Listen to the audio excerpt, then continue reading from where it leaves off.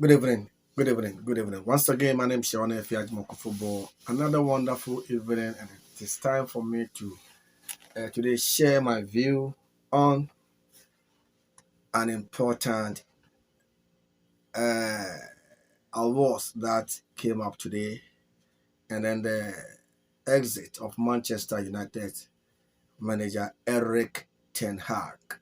Eric Ten Hag. So, in the next few minutes, I'll be deliberating on these two important news that is circulating across the whole world. And indeed, I must confess, there are mixed reactions between the Ballon d'Or winner and the second in command. That is Rodri of Spain and Manchester City, and Vinicius Jr. of Real Madrid. So if you look at the screen, you can see Vinicius Jr.'s picture. This is Vinicius Jr. here. And then this is also Rodri also over there. And then we have Coach Ruben Amorim. This is Ruben Amorim. He is also Sporting Lisbon manager, and he is tipped to replace Eric Ten Hag here. Ten Hag is now out or sacked as Manchester United manager. So now there's a need for a new manager to take charge of the club. So authorities are still talking to others, but according to the latest update, Ruben Amorim, this guy right here, he is the man in contention. He is the man in contention. He is probably likely to be appointed as the new Manchester United manager. At the moment, they have Ruud van Nistelrooy, another former player of Manchester United, who was also assistant to Ten Hag. He's been assigned to do an interim uh, job until a substantive manager is signed or is called upon to replace Eric Ten Hag. Let me first begin with the Eric Ten Hag sacking, and then after that, I will come to the other verdict, and that is where I will be deliberating on the Ballon d'Or circumstances, I will say, the Ballon d'Or circumstances. So let me first begin with the sacking of Eric Ten Hag. Eric Ten Hag was relieved of his post today at Manchester United after failing to win against West Ham United.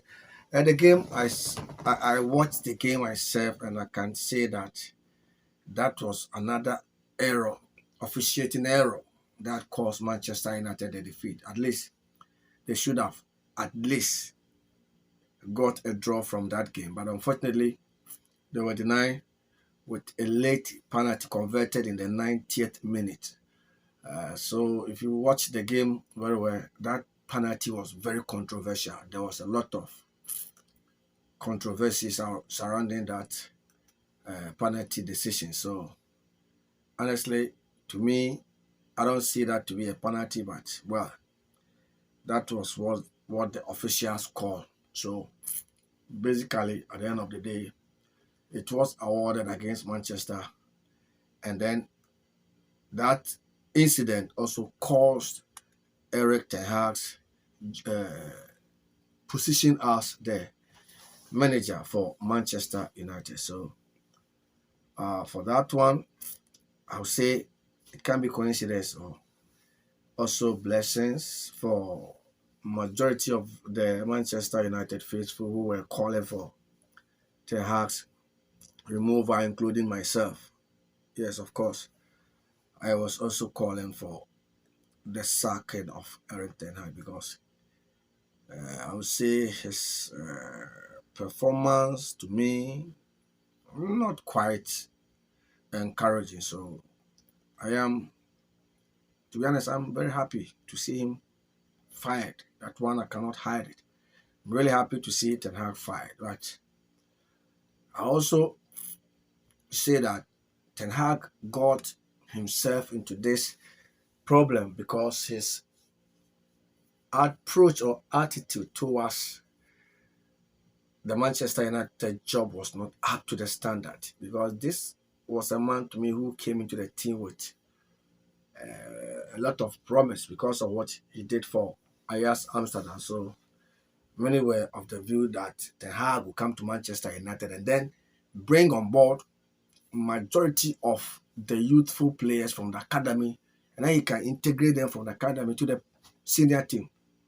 But unfortunately for Eric Ten Hag, since taking over from Manchester United, he decided to abandon that academy structure procedure and then decided to continue by buying superstars from other teams to join Manchester United. And that cost him, because he came and inherited a majority of quality youthful players who once won the FA Cup.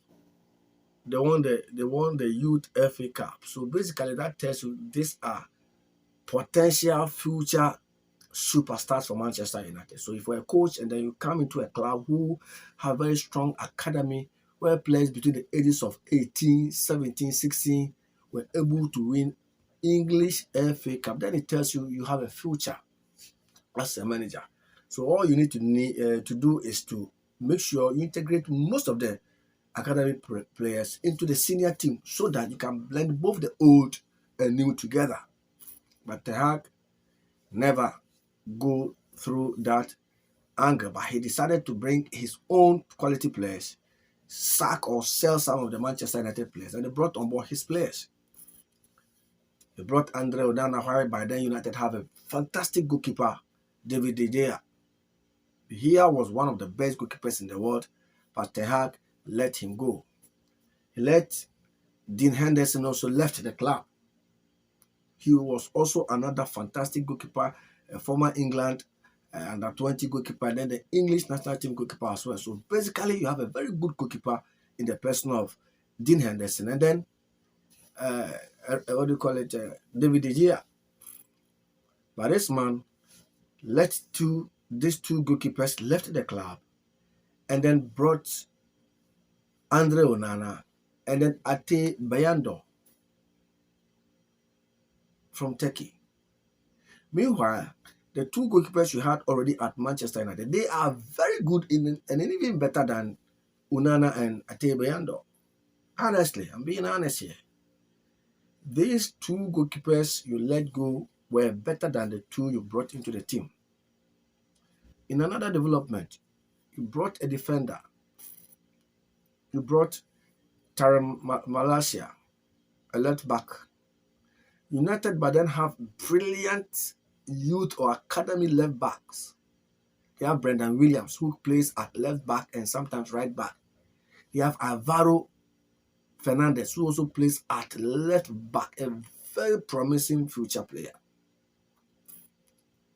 And then you have Harry Amas, another fantastic left back from the academy. Beside that, senior player like Luke Shaw was also there.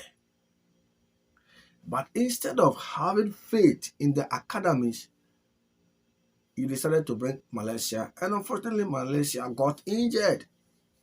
And it's been out for quite a long time. At right back, Manchester have brilliant right back, Aaron Wan-Bissaka, very young player. You came into the club, you sold Wan-Bissaka to West Ham. He played against Manchester United, and West Ham beat your team 2-1. The right back you sold. You understand? So all these were the lapses Ten Hag incurred when he was in charge at Manchester United. Manchester were having some key young talent like Andres Pereira of Fulham, Tahith Chong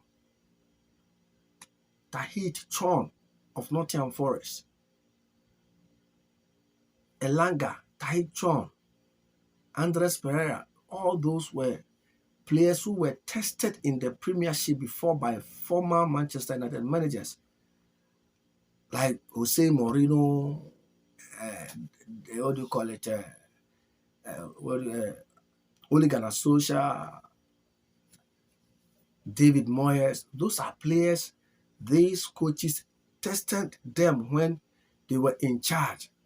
So at least they have been able to at least test the Premiership flavor and they are from the youth ranks on the same club. So basically, integrating them into the senior team will never be difficult for you. Hannibal was one of the potential future midfielders. You sold him. Zidane, another potential future midfielder. You sold Zidane. Angie Gomez, who was recently called into the English national team. You sold him. Then again, we also had Botwick Jackson, another brilliant right back. That guy too was let go. And then a lot of them, a lot of them. So all these academy players were players who can play in the mainstream Manchester United team. Like Kambuala, you invited Kambuala from the academy to the senior squad. Within a short time, you sold Kambuala. You brought Matthijs de Ligt, you brought Mazraoui, you brought Anthony, who has been a shadow of himself. He's not been able to perform up to the standard of Manchester United. You have Amad Diallo, brilliant player, but using him has been a problem. You use him today, you rest him tomorrow. So Erik ten Hag cost himself the job because he spent even this year 220 million pounds sterling. But still, Manchester United are struggling. Still struggling. You let go Cristiano Ronaldo, brilliant player, senior player, former player of Manchester United. But because of your arrogance and attitude, Ronaldo left. Jadon Sancho, the same thing. You had issues with Jadon Sancho. Because you were coaching Ajax. Ajax is a smaller club where most of the players are from the academy. But players with big names, you can't just manage them like you are managing an academy player. No. The level of managing Cristiano Ronaldo or Jadon Sancho can never be the same as managing Alejandro Garnacho or maybe Kobe Meno or Omar Forsen.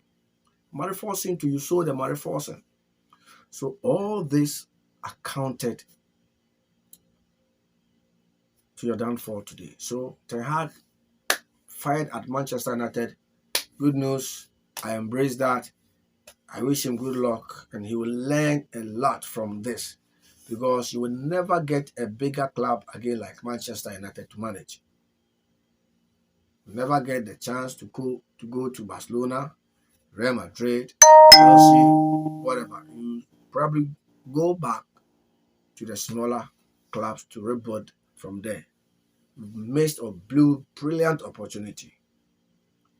So the second of Erik ten Hag, there is also an information that they want to bring on board Ruben Amorim from Sporting Lisbon in Portugal. So now authorities are talking to him. So I don't want to say much at the moment. He is in charge at Porto, what they call Sporting Lisbon. Their league is ongoing. Sporting are leading. They have played 9 games, won all 9, and scored a lot of goals. So probably he is likely to take over the club. And I heard they also spoke to Xavi from Spain, former Barcelona manager, which to me maybe that one won't materialize. But at the moment, Ruben from Portugal is in full control. So this is what I have for Manchester United. But let's go to the Ballon d'Or today. That is one thing that to me, I would say it's a total robbery. The Ballon d'Or, to me, Rodri don't deserve it. Rodri don't deserve the Ballon d'Or. If you compare his style of play, even though the two players are far from each other in terms of play, Rodrigo is more like a winger, and then you can also play him as an attacker. But Rodri is also a midfielder, both defensively and then sometimes a little bit of offensive. So He's a midfielder and Vinicius is attacker. So you can see the two are a bit different. But to me, if you look at the style of play, how